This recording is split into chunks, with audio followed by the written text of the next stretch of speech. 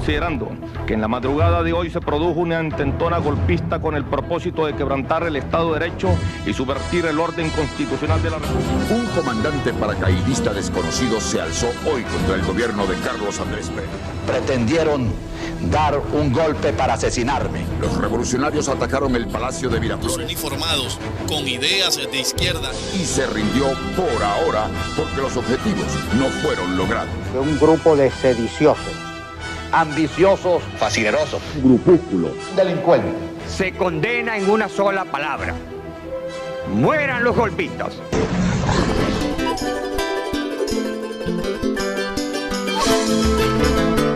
Que realmente eso lo que quería era mejorar la situación del país. ¡Una verdadera democracia! ¡No donde se están llenando los corruptos! Aquí falta un comandante arrecho, como el comandante que hay que sacar esta huevona, esta dictadura, esto es una dictadura. Yo sí los apoyo porque mira, el pueblo está cansado de lo que está viviendo. Para nosotros somos unos héroes, porque lograron despertar en el pueblo eso que estaba así como dormido, estaba así pero ¿cómo te digo? Como guardadito pues en una gaveta. Un líder aclamado por cientos de miles de venezolanos que curiosamente saben muy poco de él y de su filosofía política. Pero este no ha sido un intento de golpe como el de Argentina o Haití. Los militares rebeldes y el movimiento revolucionario bolivariano 200 no son vistos como una amenaza. Mucha gente piensa que el comandante Hugo Chávez es un héroe.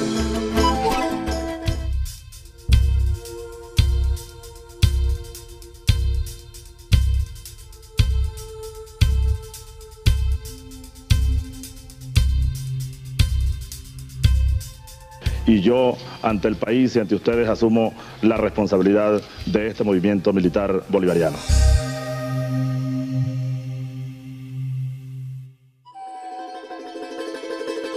Es un día de esos para la historia. Relámpago interminable, 4 de febrero de 1992.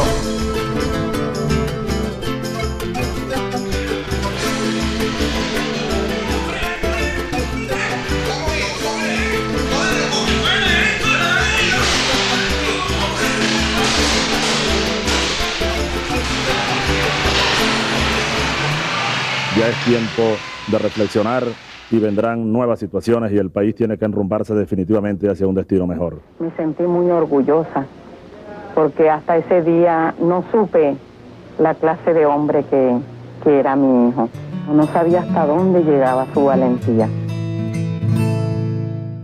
Estos jóvenes soldados, un 4 de febrero hace ya 20 años, se levantaron en armas contra el sistema establecido, y con esta acción no solo irrumpieron en la historia, sino que cambiaron su curso.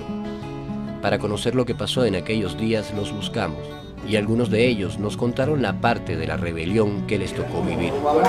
Después vamos a escribirlo, ¿no? No toque le quede, son como 4. Sí. Sentate. Tienen que entrevistar a este que era el médico de la unidad. Él no sabía el lío que había, entonces él llegó a las 6 de la mañana con chores. Y cuando ve aquella vaina, ¿qué pasó? No, que hoy no hay trote, compadre. Estamos alzados, estamos en rebelión. Nos encontramos con ellos en los cuarteles donde nació la rebelión. Unos aún son militares activos, otros se encuentran ya retirados, pero todos participando de alguna u otra manera en el proceso revolucionario que vive Venezuela. Nos brindaron un tiempo y abrieron sus archivos y la memoria a nuestras preguntas. Queríamos saber los detalles de la operación militar, sus motivaciones, los preparativos, los obstáculos, los aciertos, los errores, los fracasos y las victorias. ¿Cuál es la pregunta? Es un cuento, verdaderamente. Ahorita porque hay tráfico, pero esa madrugada todo esto estaba libre, ¿no? Bueno, esta historia comenzó acá mismo, en la Academia Militar de Venezuela. La mayoría eran muy jóvenes y todos asumimos la responsabilidad que nos correspondía. Y por eso nosotros podemos conmemorar o celebrar el 4 de febrero, los hechos del 4 de febrero. Se me agua los ojos. Sí, es arrecho. Por eso cuando tú a mí me preguntas, el 4 de febrero, no me limito a decirte simplemente lo que pasó.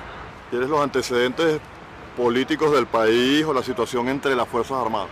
Las motivaciones de esa rebelión militar fueron los atropellos de las personas más necesitadas. No hubiese ocurrido jamás si aquí no se hubiese firmado el Pacto Punto Fijo. El Pacto Punto Fijo es la razón, la causa de lo que aquí ha venido ocurriendo en los últimos 40 años, incluido el 4 de febrero. los partidos políticos del entonces, auspiciados, fomentados y trabajados por el Departamento de Estado norteamericano, hizo en Venezuela un pacto con el objeto de mantenerse en el poder durante toda la existencia de la República, el pacto de punto fijo. Aquí no hay problemas ideológicos. Aquí no tienen por qué separarnos las diferencias inevitables en la controversia política, la voluntad y el coraje del proyecto único y necesario, indeclinable, necesario, imprescindible, una meta y un fin, un portento de grandeza y de riqueza. La gran Venezuela es una posibilidad real. Está delante de nosotros y vamos a alcanzarla. Manos a la obra. Recibo una Venezuela hipotecada. Fueron 40 años exactos, pues, desde 1958 hasta 1998. Manejaron el petróleo y lo entregaron a los intereses transnacionales. Unos gobiernos que no estaban en función de los intereses de un pueblo. Donde se estaba generando un proceso de privatización, se estaba generando un proceso de transnacionalización. O los intereses, más claro, del imperio, pues. Tenían a Venezuela como una bodega con mucha riqueza, produciéndole mucho beneficio al equipo que para el momento estaba al mando. Acción Democrática, como podría ser COPEI. Los pobres servían únicamente para ir a votar cada 5 años. Los veían como que esas personas no tenían derecho a más nada, sino a obedecer a lo que decía la burguesía, a lo que decía esa gente de la alta sociedad, de la clase pudiente. Entonces yo decía, ¿pero por qué? Si el hecho de que de repente yo sea más pobre no quiere decir que yo no tenga derecho a la salud. Entonces eran esas cosas que yo no entendía. Yo cuando llegaban las elecciones, que llegaba aquel proceso de COPEI, aquellas caravanas, aquellas cosas, yo me indignaba. Fuerza de la esperanza, camino abierto del futuro, hombre de decisiones, Carlos Andrés. En aquel entonces el carnet político ADECO, la recomendación de Gonzalo Barrio o la amistad con un copellano, depende de quien estuviera, era vital para tener espacio. Para yo poder trabajar la primera vez en mi vida, mi tía tuvo que sacarme un carnet de Acción Democrática. En esta tarde, plena de luz, estoy perfectamente seguro de que mía, de ustedes y del pueblo será la victoria. Pero cuando yo veía todo eso, de verdad que decía, ¿hasta cuándo? Pues que es una miseria, era algo tan grande que no era justo. Y yo veía que había petróleo, y había petróleo, y había petróleo, y había petróleo, y más petróleo. Entonces no era justo. Y vimos todos los pasos que venía dando nuestra falsa democracia, fundamental en una generación que se perpetuó por muchos años. Se tenía al pueblo y al ciudadano normal, común y corriente, como algo apartado del estamento militar. Era la separación prácticamente de lo civil de lo militar. Más que comprometerse con los grandes problemas de la patria, la institución militar pudiéramos decir que estaba hecha para reprimir al servicio de esos antiguos gobernantes que realmente estaban a espaldas de la realidad del país. El ejército venezolano tiene la particularidad de que nutre sus cuadros de oficiales de gente del pueblo, de personas que venimos de las clases bajas, del interior del país, que hemos estudiado en liceos públicos y que traemos la realidad de ese pueblo en nuestra sangre. Porque es que uno estaba viendo la opresión. Una de las causas que quizás lo llevan a uno a eso es que tú estabas aquí como capitán y aquí no alcanzaba la comida para los soldados. Un abuso total, los militares éramos realmente tratados como un preservativo, así mismo ellos lo decían, que decían que esa era la forma como nos manejaban a nosotros los militares. Era evidente que había mucho deterioro en cuanto a los valores, mucho deterioro en cuanto a la economía. Aquella famosa frase de sembrar el petróleo pues nunca se cumplió en realidad. Lo sembraban en otra parte porque el pueblo no sentía esa siembra, no sentía el beneficio. Y era triste pues ver una sociedad tan hermosa, pero que estaba estancada en manos de personas que no hacían nada sino desangrarla y desfalcarla. Mucha gente pasaba hambre. En aquella oportunidad uno veía que la gente comiera hasta perrarina. No podían comer 3 veces carne a la semana. Por lo menos nosotros teníamos una profesión y sabíamos que a un poco íbamos a recibir un sueldo. Pero cada día la pobreza era mayor. Era una situación difícil, pues. Y eso lo fue incentivando a uno, lo fue incentivando. Son las cosas que quizás te convencen más que 1000 discursos cuando tú veías el país en esa decadencia. todo eso se iba como que acumulando. Eso fue como un detonante. Entendíamos que algo tenía que suceder. Incentivar que algo diferente pasara, porque no podíamos seguir como estábamos. Verdaderamente no confiamos en los coroneles, no confiamos en los generales. Era el sentimiento de la mayoría de los profesionales, era el sentimiento de nosotros, los oficiales del cuadro medio. Habían ciertos oficiales que nosotros sabíamos desde la escuela que tenían un ascendiente moral alto con todos los compañeros nuestros. Habían sido nuestros instructores en la escuela, habían sido, si se quiere, nuestros padres en la vida militar. Cuando llega el comandante Chávez a la Academia Militar como oficial de planta y empieza siempre a reunirnos y a hablarnos de Bolívar, el profundo conocimiento de la historia.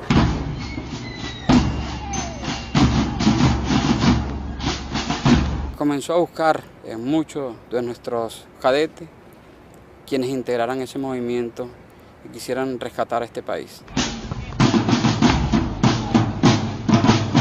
Ayudaron a ser reflexivos, a ser críticos, a valorar a hacer análisis político, a valorar la situación. A lo largo de esos 9 años previos a la rebelión militar del 4 de febrero, estuvimos constantemente en actividades dedicadas a preparar, organizar.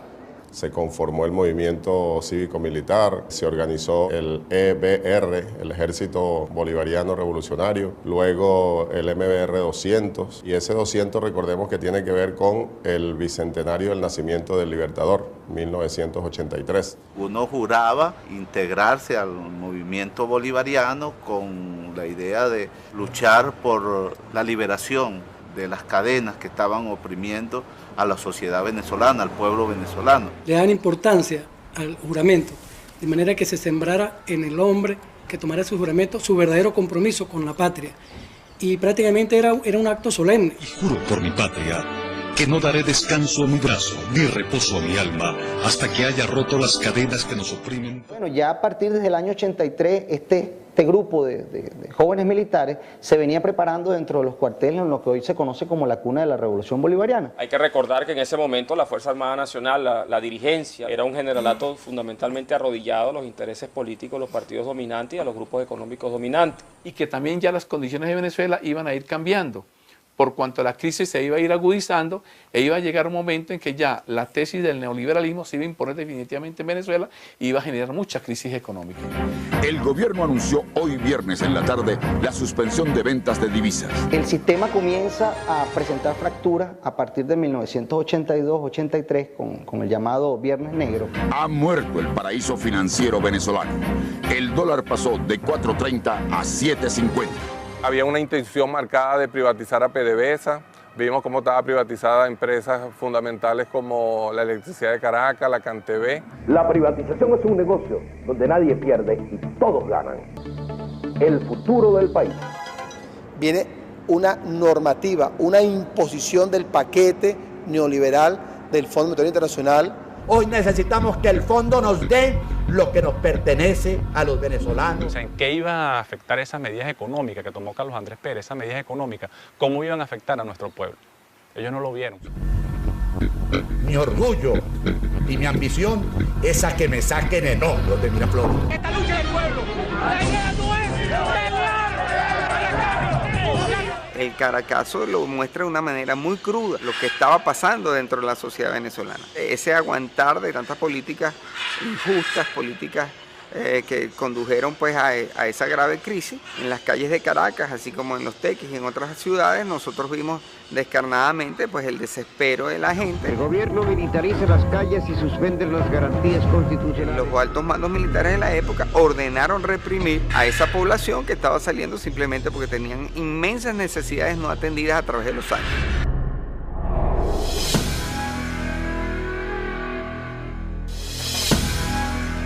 Disparos por todos los cerros del Valle, coche y acuartelamiento en toda Caracas.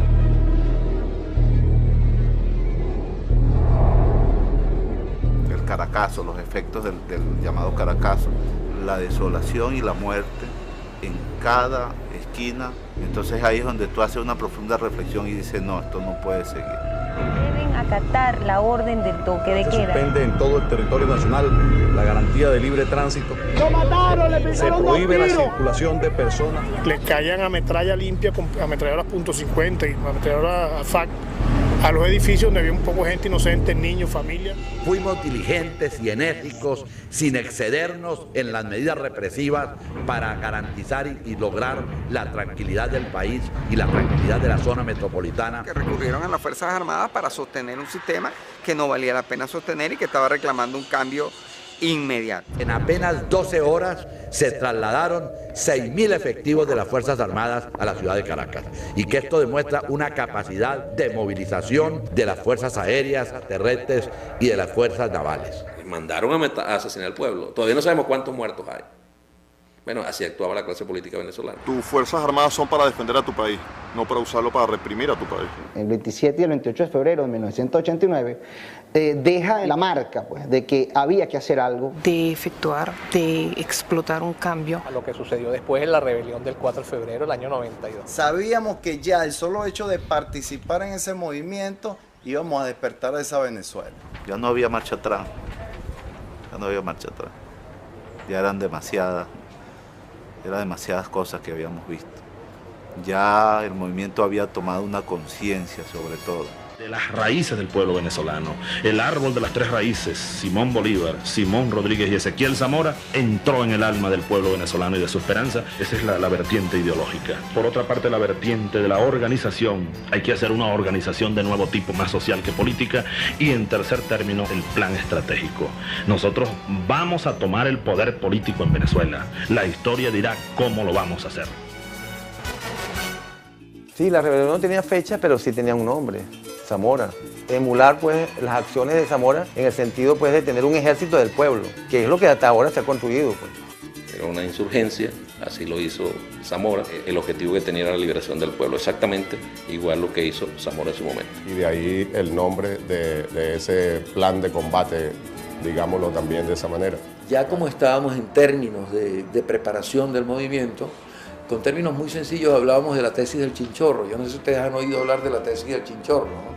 Que era que Carlos Andrés Pérez arrancaba quizás en su mayor grado de popularidad, pero a los 2 años y medio, a la mitad de su periodo, debía estar en el punto más bajo.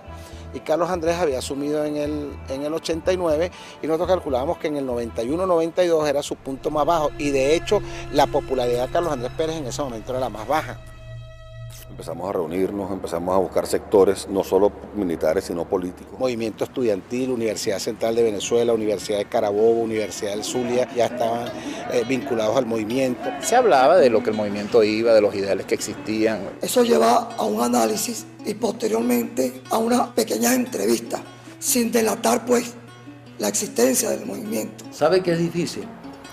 Hacer un movimiento clandestino desde el cuartel.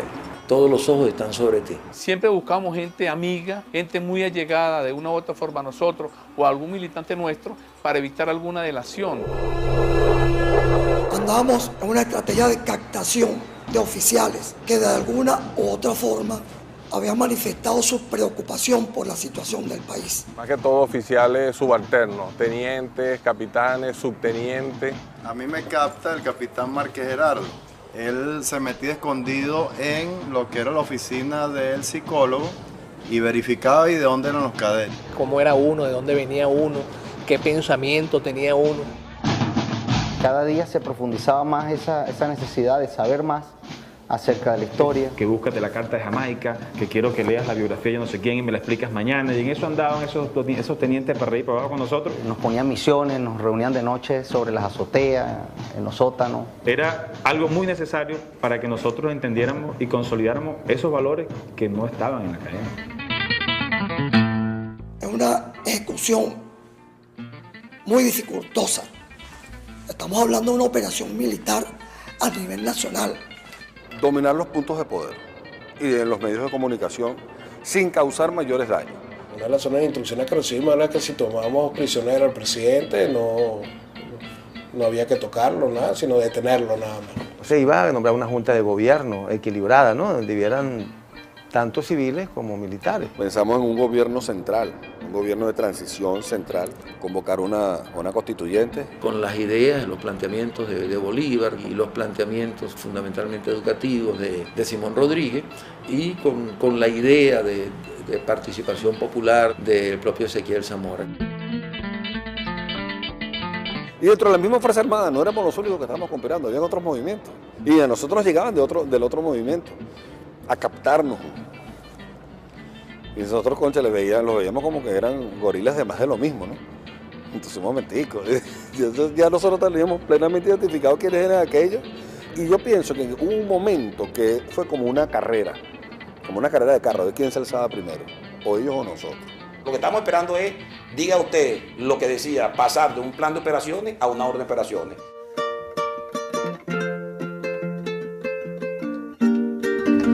Primer teniente Alejandra García, Plaza 304 Grupo Río. El informe que se hizo de la prevención del cuartel Río se encuentra sin novedad. Mirar al jefe. Está bien, gracias, Arana. Entendido, mirar al jefe. Independencia y patria socialista. Viviremos y venceremos.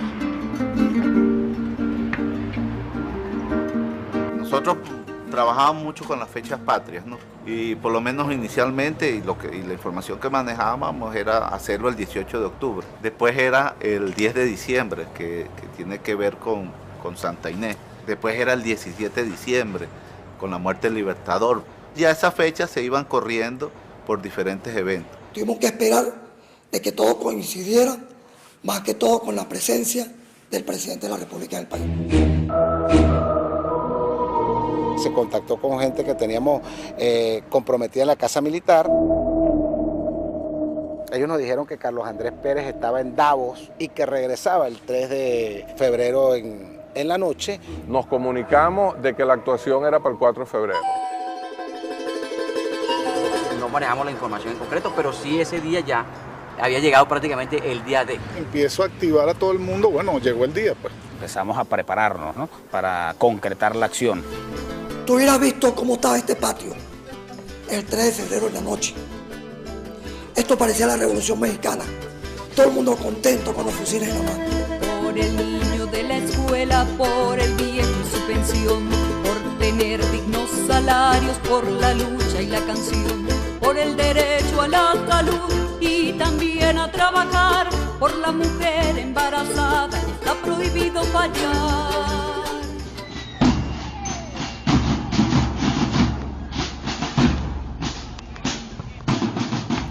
Yo estaba en el Concristo, en la Alcabala 3, y cuando llegó al mediodía me esperaba Blanco Costa y me dice, escóndete que el DIN te anda buscando, esta noche es la cuestión.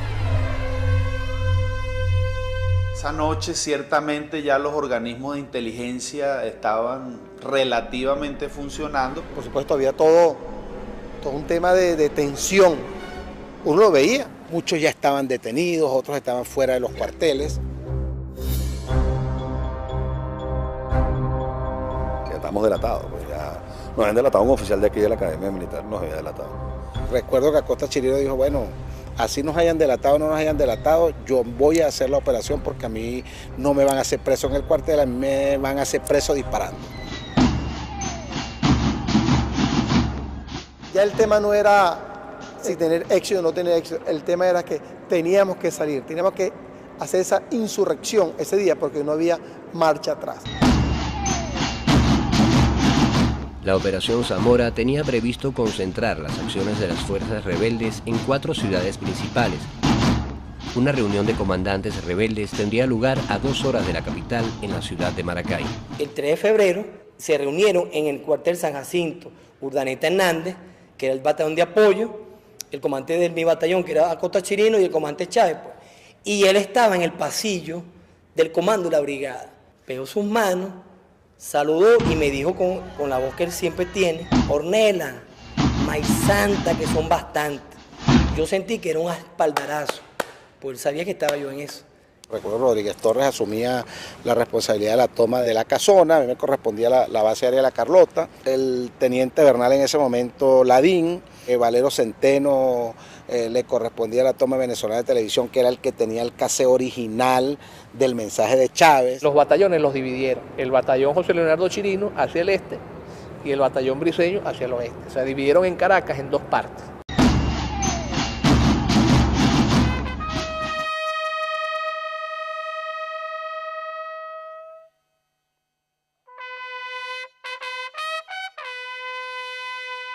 Ya nosotros acá en Caracas, amaneciendo ya el 3 de febrero, a los diferentes oficiales de los batallones que estaban involucrados, se les entregó su boina, su brazalete y se les informó de la operación militar que va a hacer esa noche.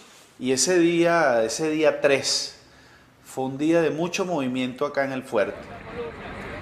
En la escuela de infantería estaban todos esos oficiales abrazándose y felicitándose porque al fin era la cuestión esa noche. Como a las 9 de la noche puse el uniforme y bueno, le pedí a Dios y a la Virgen que ese uniforme no sufriera ninguna bala esa noche. Sí se sintió miedo, temor. Este era un paso muy arriesgado. Detrás de nosotros habían esposas, hijos, hermanos, madres, pero nosotros colocamos en una balanza la familia y la patria, y la balanza se mantuvo a su mismo nivel.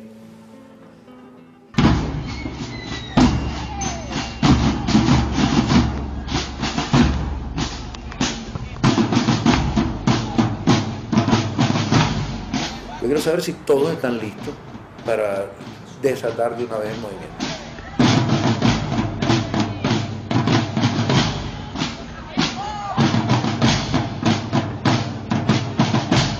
Cuando paso por una escuadra, un soldado me dice: mi comandante, ¿qué es lo que está pasando?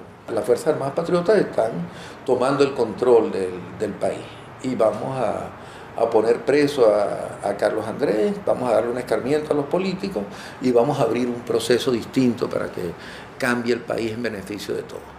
Fue muy inteligente en llamar a la gente uno por uno, como decir, consultarle, si tú estás de acuerdo en hacer esto sí o no. A las 4 de la mañana exactamente fui recibido por el teniente coronel Arias Cárdenas. Me extendió la mano y me dijo: bienvenido, Guayú. Nosotros estamos en una operación patriótica. Pero yo soy pueblo, comandante. ¿Me va a dejar aquí? Nosotros somos pueblo también. Y a mí se me prendió la chispa, ¿no?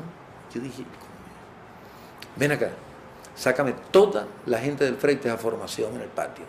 Muchachos, esta noche nos vamos a rebelar contra este gobierno. Y nos vamos a rebelar por esto, por esto, por esto. Y él lo dijo claramente: compatriotas, ¿están ustedes de acuerdo? El que no quiera participar, pase para aquel lado, yo no tengo inconveniente. Todos los soldados del frente salieron a combatir y la tropa de ellos también. Se me molestaron.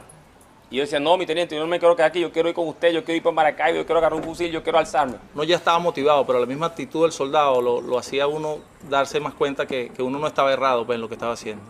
Yo venía en traje de deporte, pues, pero inmediatamente que yo me le presenté y él me dio las instrucciones, asumimos la posición que teníamos que asumir, pues.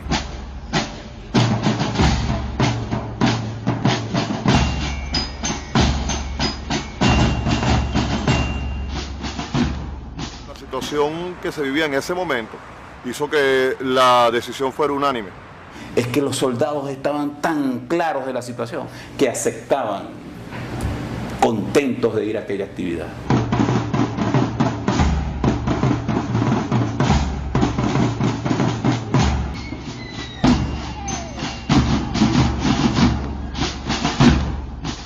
Siete y media, 8 de la noche. A partir de ese momento para nosotros la cosa era más complicada porque el jefe de servicio de la brigada no estaba comprometido, había que hacerlo preso, había que comenzar a tomar las instalaciones para tener control de la salida nuestra. Se escuchaban rumores de que la DICIP nos iba a interceptar en autopista. Era realmente una tensión lo que había en el batallón, pues. Y había muchos de nosotros que sabíamos lo que venía, pues. Pero otros se enteraron en el momento. Y entonces el comandante dijo: bueno, pasa para acá, los que no nos van a acompañar. Y fue solamente un solo oficial. El resto nos fuimos todos. Bueno, y entonces arrancamos para Caracas. Cuando nos dimos a dar cuenta, no teníamos vehículos para los compañeros que iban para Venezolana de Televisión. Como yo era el objetivo y Valero Centeno no tenía carro, bueno, lo subí al carro mío. Ya llegando a Tejerías nos desviamos por los teques. Y sabíamos que nos podían tomar tazón y nos bloquean el movimiento. Y ahí llegamos al comandante de la operación. Nos vimos en un punto. Se pararon las dos caravanas. El comandante Chávez salió con el comandante Cota Chirino, se reunieron y hablaron en ese momento. Ahí fue que se desplegó el batallón Briceño para un lado, que era para el Museo Histórico, y se desplegó el batallón Chirino. Ahí fue el punto de disloque, cada quien tomó su rumbo.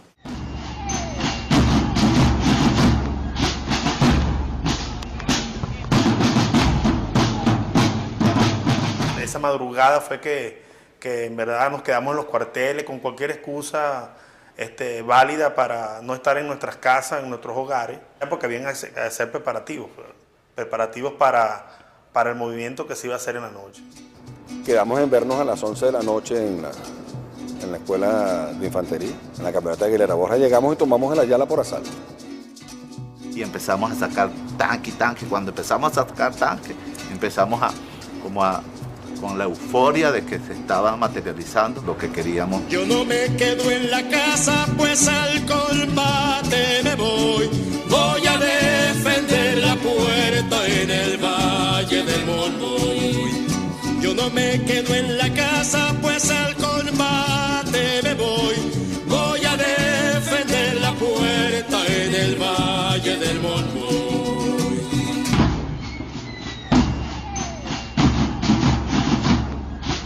Salimos por la Alcabala 3, por la autopista. Unos iban al Palacio Blanco, otros al Palacio Miraflores y otros a las Guardias de Honor. Otros se fueron para la casona, cada quien a cumplir con su objetivo ya planificado. A nosotros nos correspondió ingresar al Palacio de Miraflores. La Guardia de Honor está con nosotros, ahí ni siquiera se va a disparar. Tomar el Palacio de Miraflores y si se encontraba el ciudadano presidente de la República, apresarlo. Eliminar físicamente al señor presidente de la República. En ningún momento matarlo, tomarlo prisionero.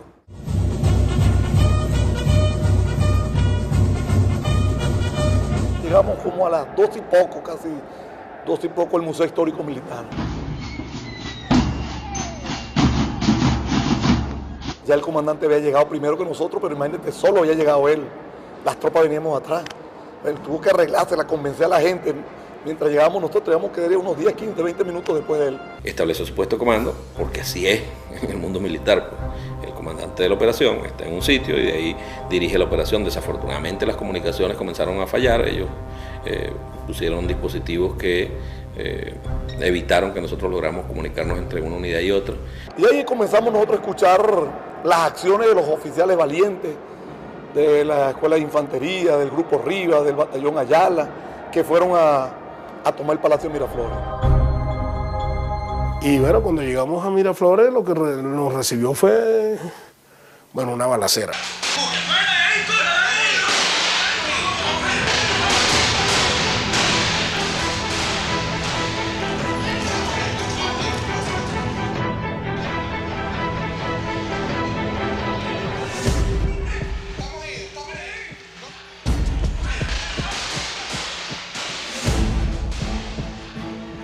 Poco pasadas las 12 de la noche estábamos allá y fue muy fuerte, ¿no? El tiroteo y toda esa serie de cuestiones. Bueno, o sea, todo lo que genera una rebelión.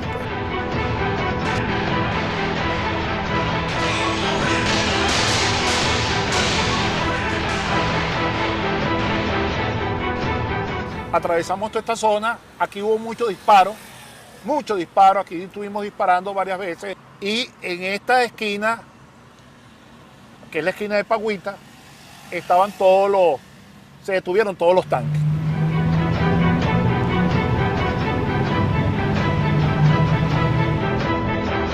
Una de las imágenes que se convirtió en símbolo de la rebelión es la de un tanque de las fuerzas bolivarianas subiendo las escaleras del Palacio de Gobierno y derribando el portón. Su conductor, 20 años más tarde, recuerda ese momento.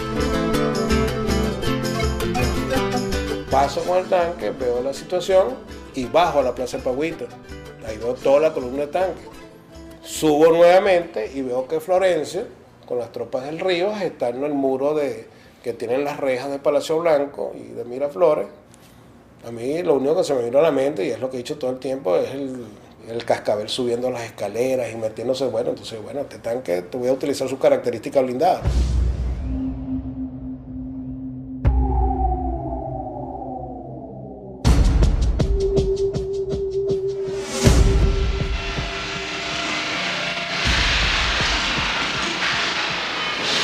El tanque hizo mucho ruido, tanto ruido que todo el mundo dejó de disparar en ese momento, tanto ellos como nosotros.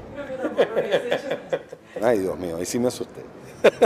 Ese fue el único momento que me asusté. Abrí los accesos en Palacio Blanco, abrí los accesos en Miraflores y en el Regimiento Gobernador. Y ahí ya quedó el túnel, eso sí, con esa disuasión fuerte, ellos aminoraron el paso de suministros por el túnel.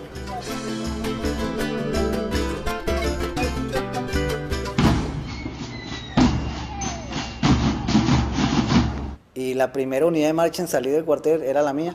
Teníamos que bloquear el comando antimotines de la Guardia Nacional que estaba en la urbanización Irama. Nosotros pusimos unos AT4 apuntando hacia las salidas por donde podían salir los vehículos. Después nosotros planteamos utilizar los tanques para la protección de las áreas de acceso. Una compañía de Laramendi, con Fran Morales a la cabeza. Estaba Fran Morales en la prevención y pasó mi compañero Edwin Ramos Rodríguez. Iba con 5 TPZ.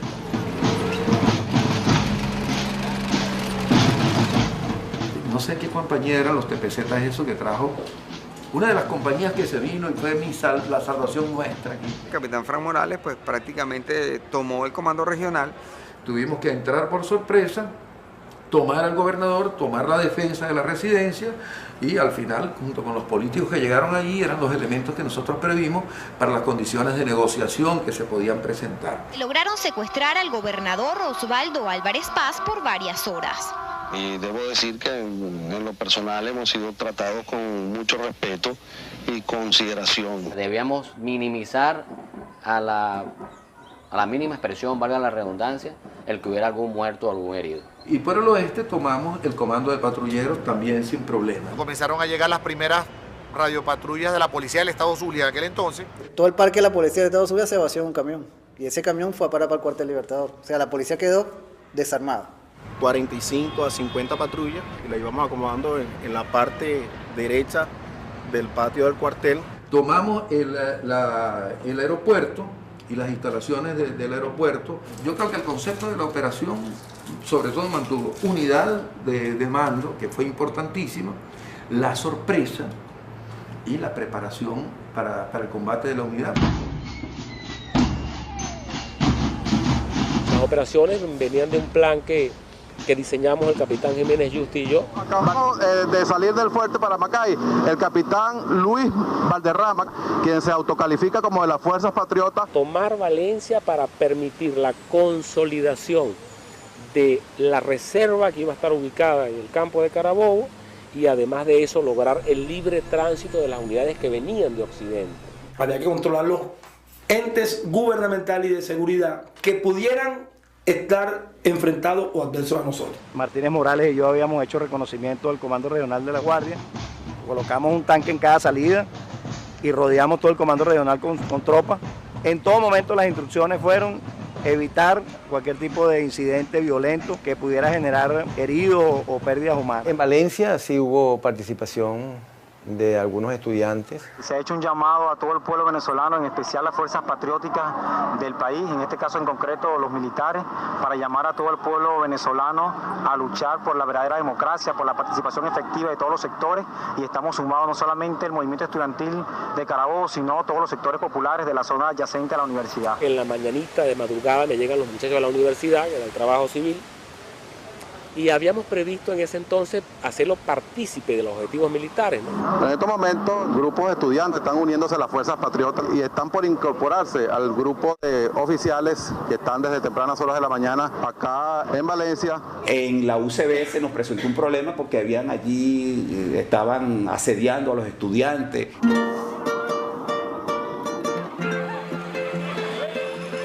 Llegó hacia el área de Naguanagua, donde está la Facultad de Ingeniería.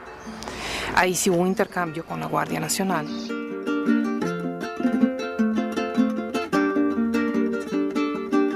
Hubo un momento en que quedé como atrapada. Mi teniente aquí está controlado, pero necesito refuerzo y tuvimos que mandar para allá al teniente Abba Perdomo. Cuando llega mi teniente va en uno de los tanques y me hace señas que hacia dónde, y le hago señas hacia dónde es que me están disparando. Desplaza el tanque y ahí no quedó nadie, esa gente se fue. Y es cuando yo termino de llegar a donde están los estudiantes y procedo a liberarlo. Se preparan 18 tanques que a la orden del capitán Godoy Chávez salen para la ciudad de Caracas. Pedro Jiménez Justi salió con unos tanques para controlar la entrada desde Puerto Cabello hacia Valencia. Lo que era para ese momento la DICIC, hoy día se vino. El aeropuerto. Uno de los mayores enfrentamientos que hubo fue en el aeropuerto. Pues. Los guardias aceptaron, depusieron las armas. Así se dan todas las operaciones, cuadramos toda la logística, toda la guarnición de Valencia es tomada perfectamente. Como dice la canción de Silvio Rodríguez, ¿no? La era está pariendo un corazón. No puede más, se muere de dolor y hay que acudir corriendo, pues se cae el porvenir.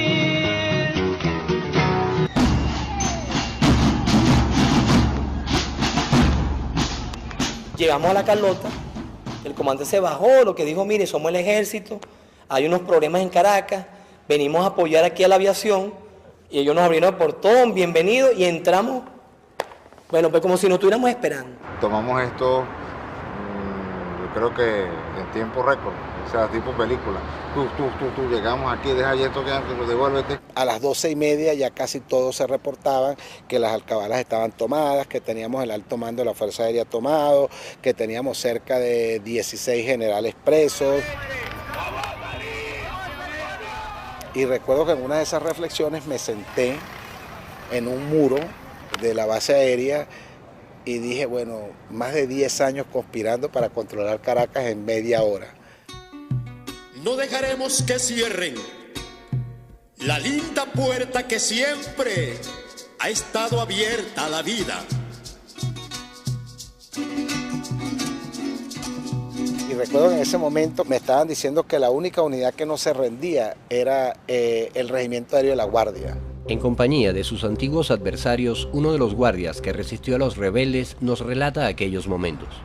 Sabiendo qué era lo que estaba sucediendo, ya nosotros habíamos aplicado nuestro plan de reacción y estábamos estratégicamente colocados. El mismo tanque que habíamos visto en las puertas del Palacio de Gobierno se desplazó hasta el aeropuerto de La Carlota a apoyar a los rebeldes. Viendo cómo se acercó el tanque de Ávila, cómo nos apuntaba uno. Guardia, salgan de ahí que lo tenemos rodeado. ¿Cómo repite eso? Y yo lo que hago es colocarme lateral y pedirles que si en 2 minutos no bajaban, iba a disparar el tanque contra las instalaciones. A todas estas la Guardia Nacional no sabe que el tanque lo dispara. Y en el momento en el que el cañón gira, todos los guardias al mando de un mayor, unos salieron con franelas, otros en interiores, otros salieron uniformados, pero todos se rindieron en ese momento. Inmediatamente, y eso hay que decirlo acá, ellos se plegaron al movimiento. Más bien nos molestó que no nos hubiesen avisado porque en ese sistema democrático agotado que dirigía el entonces presidente, no había una salida otra que no hubiese sido por la fuerza, pues.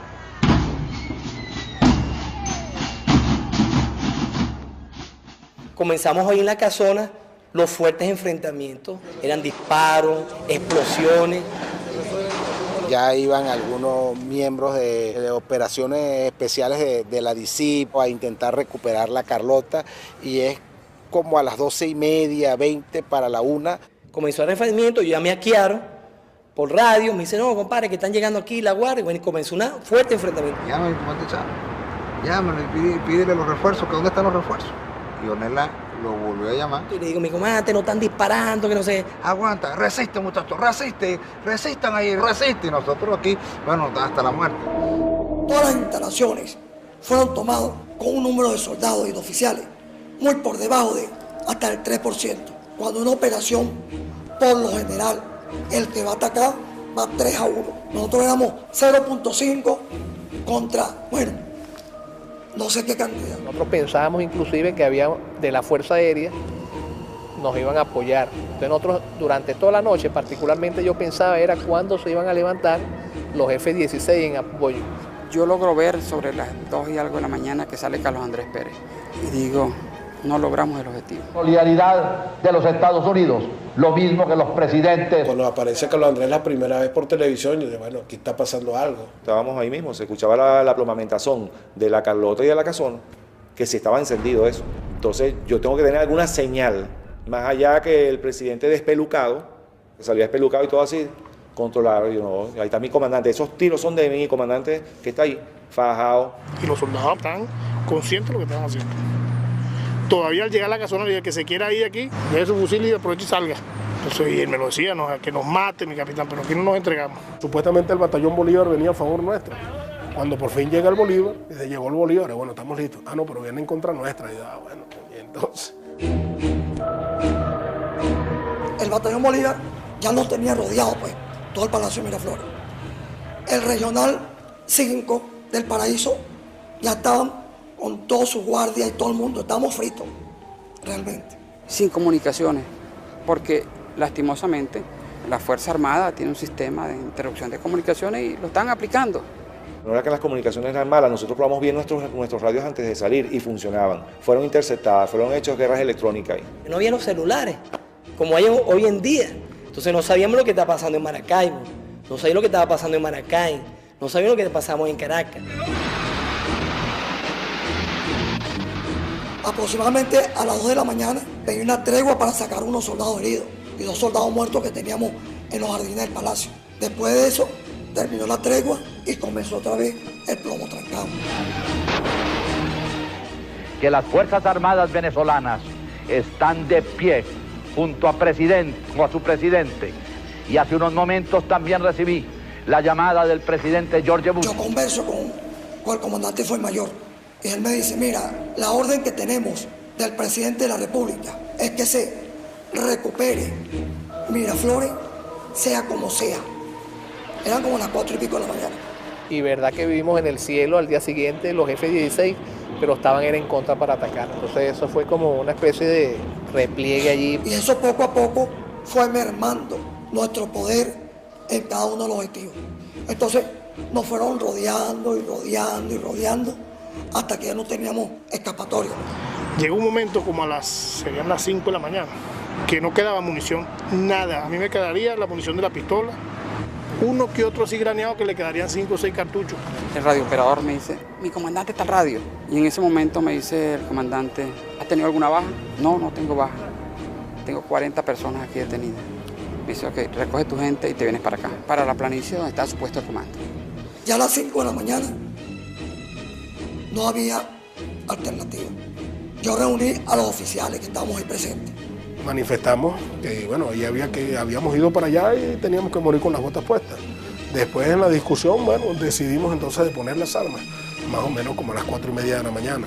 Y bueno, pasó el tiempo y empezaron las llamadas de presión para con él. Y llega un coronel que estaba encargado del Museo Histórico y le pasa el teléfono. Era un emisario del Ministerio de la Defensa. Era para que se rindiera. Y al poco tiempo pasan los F-16 muy rasantes. En actitud muy sospechosa, con intenciones, imagino, de bombardearnos. Ellos venían, hacían su vuelo rasante sobre nosotros. Cuando el comandante nos vuelve a reunir otra vez, ya había llegado la compañía del capitán Canelón, hoy en día general de división, que había llegado al puesto de comando a reforzarnos ahí. Y éramos 2 compañías que estaban ahí en el Museo Histórico y el comandante con uno de esos discursos de él muy motivadores. Y nos dijo, la situación está muy difícil. Están presionados a todos lados, ya la Fuerza Aérea no está de nuestro lado, ni siquiera neutra. Vamos aquí porque la decisión es de todos. A levantar la mano el que considera que debemos seguir. Y levantamos las manos 3, de todo el grupo de oficiales que estamos ahí. Y una de las cosas que yo decía es, nosotros perdimos todo. Porque al venir para acá, sacrificamos la familia, carrera. ¿Por qué no morir con las botas puestas? Y él siempre dijo, habrá tiempos mejores. El comandante estaba allí, con él había una serie de un grupo de oficiales, un grupo de soldados que lo acompañaron siempre, y el presidente tomó la decisión, creemos que la mejor decisión que había que tomar ese día. Porque venía era una masacre, un enfrentamiento entre hermanos y hubiese muerto además mucha población civil interpuesta en las ciudades, ¿no? Yo creo que fue lo mejor. Nos dijo así, quédense tranquilos, yo asumo la responsabilidad ante el país y ante la justicia de todo esto. Y cuando él nos dijo esto, de verdad que, imagínate, no pudimos aguantar la gana de llorar. Yo recuerdo que volteé a un lado, tenía el teniente Churio, también estaba llorando, con lágrimas en los ojos. El capitán Canelones, estábamos muy triste, por supuesto. La idea de nuestro comandante nunca fue un derramamiento de sangre. La idea era controlar estas plazas y controlar el gobierno, de manera que no tuviésemos que llegar a un enfrentamiento tan grande. Cuando él vio que se llegó a ese momento del rompimiento, donde si él no paraba esto, lo que iba a haber era una gran matanza en nuestro país, muy sabiamente el comandante Chávez decidió que hasta ese momento llegaran las operaciones y esperáramos otra oportunidad. Y escuchamos entonces el mensaje de mi comandante cuando nos dijo que depusiéramos las armas. Primero que nada quiero dar buenos días a todo el pueblo de Venezuela. Y este mensaje bolivariano va dirigido a los valientes soldados que se encuentran en el Regimiento de Paracaidistas Aragua y en la Brigada Blindada de Valencia. Compañeros, lamentablemente por ahora los objetivos que nos planteamos no fueron logrados en la ciudad capital.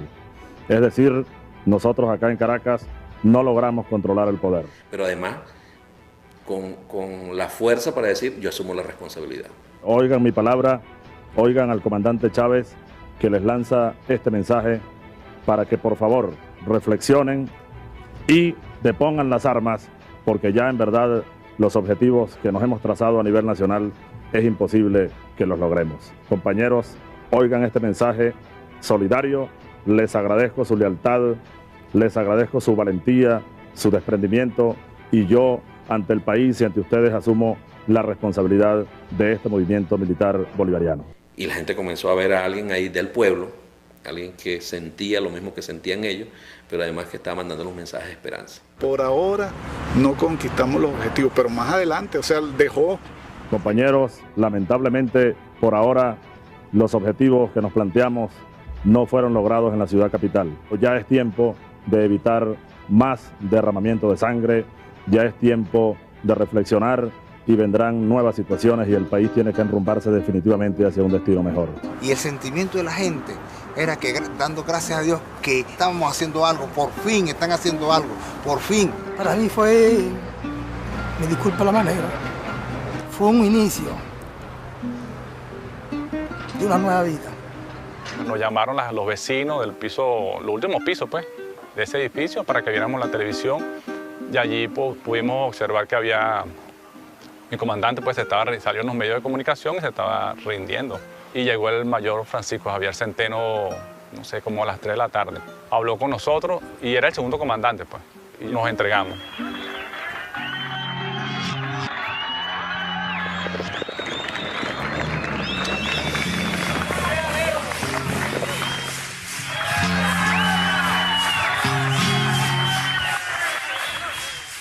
Bajó la resistencia, bajábamos al autobús, siempre con nuestro armamento, y el autobús él dio la orden de que descargáramos el armamento y así fue.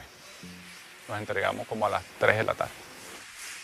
Fíjate que la tropa, o todos nosotros, pues, estábamos como eufóricos también porque la gente salió y nos cantaba el himno nacional, la gente de 23 de enero, la gente de Manicomio, la gente del sector, hizo como una muralla. Eso fue increíble. Hombres, mujeres, niños, ancianos, todos frente a los edificios que estaban tomados, mirando a nosotros y gritándole paracaidista, no te rindas, paracaidista. Estábamos emocionados. El pueblo estaba con nosotros. ¿Qué mensaje le darías tú al comandante Chávez Frías? Que su misión fue cumplida, pero no se pudo hacer lo que quería lograr.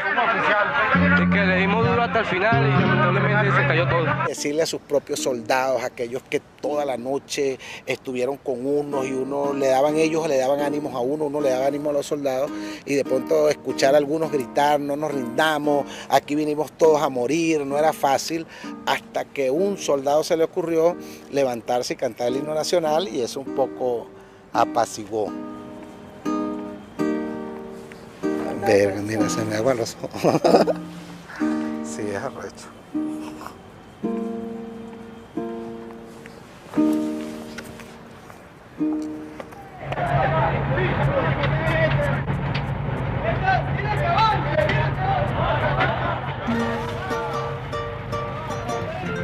De repente nos vemos prisioneros, no nos habíamos preparado para ser prisioneros, nos habíamos preparado para ganar.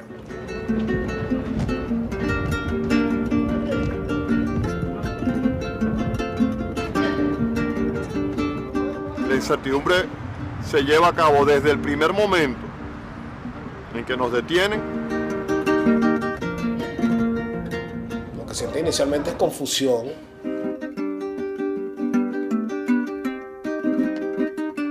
La cárcel Bérsica. En esos momentos, bueno, imagínate, la familia. Como dijo el Che Guevara, muchos llevan la revolución en la boca para vivir de ella y algunos llevamos la revolución en el alma para morir por ella.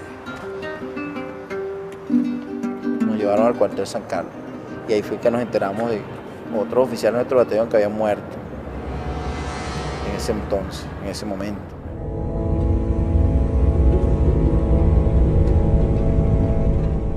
Eso es doloroso, uno se acuerda de eso, ¿no? 13 soldados fallecidos, 4 compañeros estudiantes, una muchacha Columba y un grupo de compañeros, más 3 oficiales en Valencia, asesinados por la policía de Los Salas, asesinados. El teniente Carregal Cruz, lo mataron.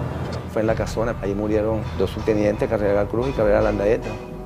Carregal Cruz fue rematado por una mujer DICIT que estaba en ese momento en la Casona. Yo estoy claro y consciente que fue ajusticiado porque se le estaba herido en una pierna, pero estaba vivo. Y de repente se escucharon varias ráfagas de disparos. Después asesinaron, estando preso, a otro compañero. Estando presos ya nosotros, lo asesinaron ellos. Bejarano. Pudimos haber muerto cualquiera de nosotros.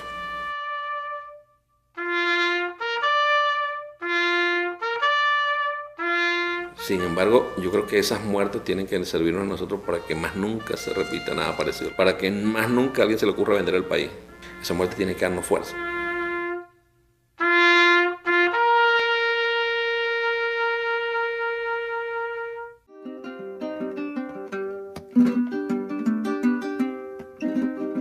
A partir del momento en que somos detenidos y nos llevan presos, ahí comenzamos a fortalecernos cada uno de nosotros, ¿no? Todos ellos fueron detenidos. Cuando era el mediodía de hoy ya todo estaba en calma, pero aún faltaba por capturar algunos otros elementos que vinieron desde Maracay con el armamento. Desde la avenida Sucre de Catia, La Noticia. Y a pesar de que nos llevaban detenidos con una gran seguridad para trasladarnos a nosotros, nos sentíamos contentos de que habíamos hecho el intento.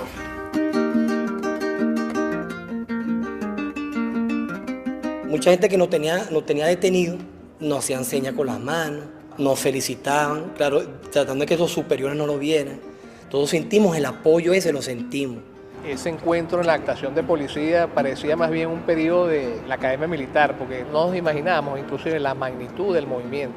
Y bueno, cuando íbamos viendo las caras, entonces uno se alegraba más bien, pues, ¡epa, compadre! Había reencuentro, había la satisfacción de haberlo hecho.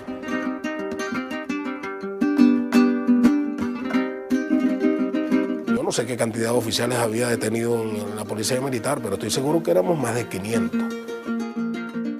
Después empezaron a llegar los oficiales que venían presos del Zulia, los que venían de Valencia.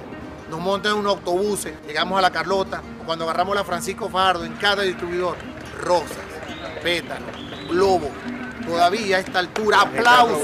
Había un pueblo afuera que aplaudía del bien que hicimos. Yo digo, ¿dónde estaban los medios de comunicación en aquel entonces? Que nadie reseñó eso, porque siempre eran los malos, los golpistas, eran los malos, los que queríamos acabar con la democracia, con la felicidad. No había dónde poner a tanto preso, pues. Y más allá de eso, la gente debe recordar después del 4 de febrero el apoyo popular.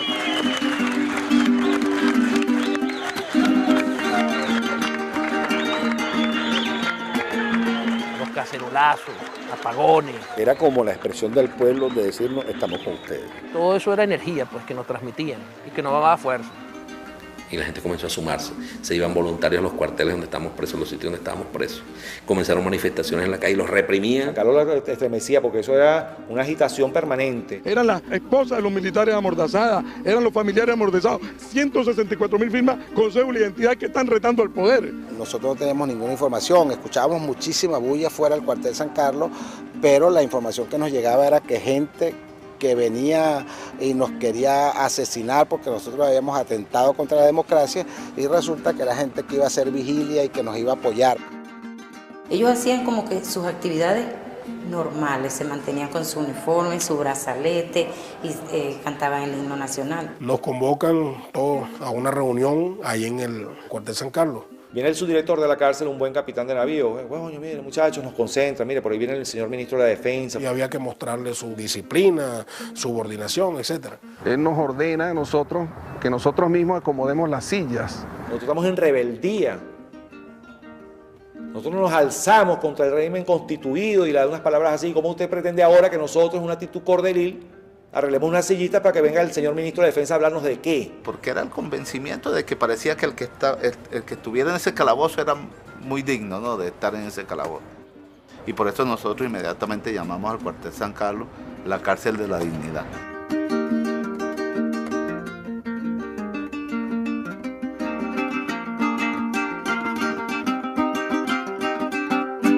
Después vino los hechos del 27 de noviembre.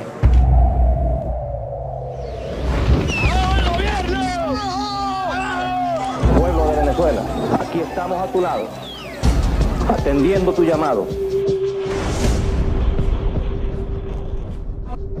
Lamentablemente, bueno, ocurrió lo que ocurrió el 27 de noviembre a pesar de la rebelión. Y bueno, sin embargo, la lucha continuó, pues. Y venía la comunicación con los oficiales de las cárceles. Posteriormente la sustracción de armamento, una que hubo por ahí. Entonces, bueno, la situación siguió tensa y siguió los niveles de persecución. Las esposas que vivimos eso, pues, de verdad que nos poníamos muy nerviosos. Siempre fue bien difícil. Tú sentías como que había acoso, persecuciones, o sea, hubo de todo. Nosotras las mujeres vivimos de todo. Pero ahí nos armamos de valor, habían gente afuera que nos decía que teníamos que demostrarle fortaleza, que no debíamos llorar y eso fue lo que hicimos. Me montaron cacería allá abajo en el estacionamiento, allá abajo, porque como ellos se saben disfrazar, heladero, botellero, indigente, barrendero, personas que uno aquí no conocía nunca, y yo sí los llegué a ver.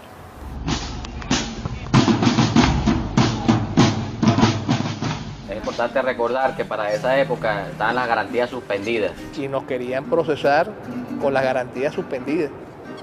Se conformaron tribunales militares. Y lo primero que nos dice es que nos van a meter 28 años de prisión, pues. Se busca el Código de Justicia Militar y dice, mira, por rebelión militar a los cabecillas entre 26 y 30 años de cárcel. Y, bueno, aquí estamos, ¿no? No, que corran para allá, que nos íbamos para la fiscalía. No, que ahora hay que ir para la fiscalía. No, que salgan, que... Y bueno, en ese corre, no sé qué. La estrategia era que a nadie iba a permitir que le pusieran la autodetención. Nadie iba a permitir ir a juicio, porque querían hacernos un juicio militar y nosotros pedíamos un juicio político. Algo bien interesante y que a mí me llena de mucho orgullo, ¿no? La responsabilidad, la magnanimidad de los líderes del 4 de febrero. Asumieron la responsabilidad y yo creo que por esa causa es que algunos de nosotros salimos más rápido. La racionalidad del hombre, de la mujer y hasta del niño venezolano. Esa incandescencia, ese candelabro azul interno ha despertado y difícilmente podrá detenerse, así como no puede detenerse la incandescencia del sol. Nuestra salida de prisión. Nunca se me olvidará aquel 26 de marzo. Iba a llegar allá a los próceres a dar una rueda de prensa. Qué ilusión la mía. Apenas me bajo, le pasaron por encima el micrófono y yo dije, ¿qué es esto? La marea se me vino encima. Allá viene Chávez. Después me pude montar en un carro. ¿Saben lo que pasó? Le arrancaron la puerta a un carro. Yo dije, Dios mío, aquí me van a matar de amor. Me preguntó uno, comandante, ¿a dónde va usted ahora? Le dije yo, a la carga, a tomar el poder político en Venezuela, para demostrarle a los politiqueros venezolanos cómo se conduce un pueblo hacia el rescate de su verdadero destino. Sale ya el hoy presidente de la cárcel, que le empieza a hacer su peregrinaje nacional. Todos los que habíamos estado con él, inmediatamente él nos convocó, nos reunimos por regiones, sabía que iba a continuar la lucha, que la lucha no moría en ese 4 de febrero. Y lo visualizó a futuro, y ahí está. Desde esa fecha comenzó a renacer, como le he dicho tantas veces, la esperanza revolucionaria. Llegamos a un sitio y de repente hoy habían 500 personas, pero al mes llegamos otra vez al sitio y ya no eran 500, eran 5.000. Y cuando nos dimos cuenta, era bueno, estaba el país revolucionado. Y nosotros le pedimos al pueblo venezolano que nos acompañe todo como un solo hombre en la búsqueda de la transformación estructural que este pueblo requiere. Y hemos venido de la cárcel de la dignidad para llamarnos a la lucha. Compatriotas, no tenemos otro recurso sino luchar a brazo partido. Ya está bueno de tanta miseria, ya está bueno de tanta corrupción. Llegó la hora de la resurrección de Venezuela. El pueblo venezolano hará una nueva historia. El 6 de diciembre el pueblo va a elegir presidente y ese presidente tiene nombre: Hugo Chávez Frías. La Virgen se la dio yo a Chávez para que triunfara. Esta elección tuvo unos niveles de participación más altos registrados en los procesos electorales de este país. Chávez ha conseguido cerca del 60% de los votos emitidos. Este es el nuevo presidente electo de Venezuela. Ya está confirmado, es Hugo Chávez. Hoy está comenzando una nueva historia. Seamos todos, pues, unidos, protagonistas de esta nueva historia de Venezuela. Juro delante de mi pueblo que sobre esta moribunda Constitución haré cumplir, impulsaré las transformaciones democráticas necesarias para que la República Nueva tenga una carta magna adecuada a los nuevos tiempos. Lo juro. Esto jamás de los jamases ha ocurrido antes en Venezuela. La nueva Constitución donde se fijarán las nuevas bases de la República de la Venezuela del siglo XXI que estará comenzando muy pronto.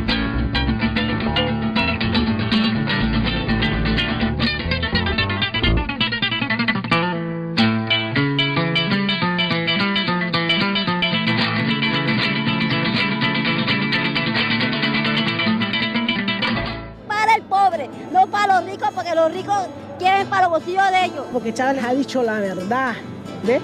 Entonces, anteriormente la gente no decía nada porque todo el tiempo era mentira. Yo les prometo, les digo, pero como nadie cumplió, pero como ahora le dice la verdad, el que coma y que se pique, como él dice, eso es lo que yo digo. Yo 100% lo apoyo a Chávez.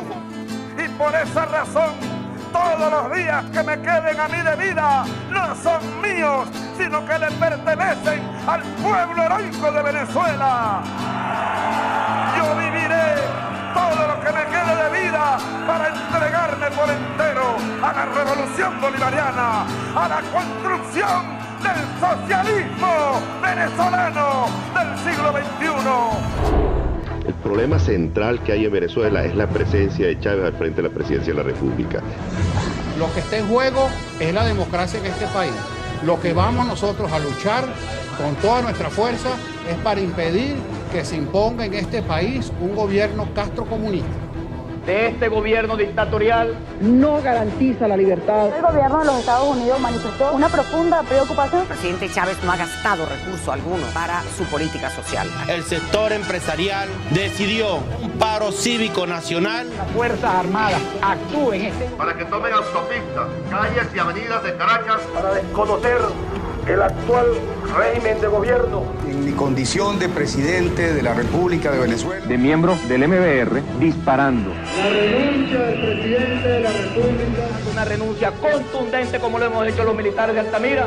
¡Cubanos de mierda! Grupo de sediciosos, ambiciosos, un castrocomunismo, criminales y delincuentes, grupúsculo, gobierno dictatorial, comunismo, intolerancia, delincuentes. Se condena en una sola palabra. Chavez is consorting with narco-terrorists in Colombia. El 4 de febrero del 92, el pueblo venezolano salió a la calle a respaldar la insurgencia. Solo contaban con cacerolas, piedras y esperanza. Hoy, ese mismo pueblo sigue en la calle haciéndole frente a los que tratan de arrebatarle los logros de su revolución, pero las cosas han cambiado y cuentan con otras armas. La organización, el poder popular y una fuerza armada nacional que ahora es bolivariana.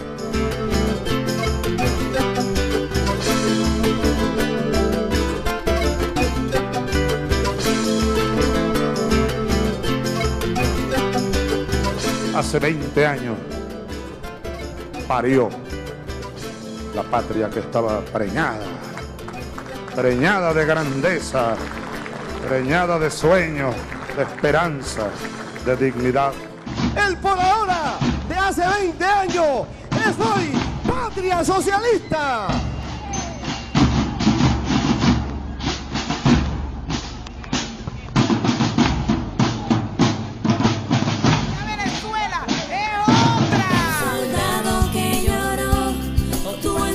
lloro por verdades, lloro por injusticia, mares, lloro con su revolución.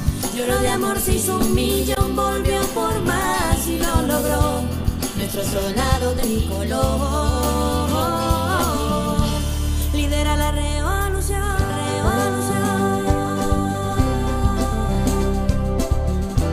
El 4 de febrero fue un día que generó fuerzas que todavía están en expansión. Es un día de esos para la historia. Por aquel que fue excluido sin justicia y sin razón, por el joven con ideales que busca un mundo mejor, por la madre abandonada, por la justicia y por la paz, por ser hijos de Bolívar, está prohibido fallar, está prohibido fallar, está prohibido fallar.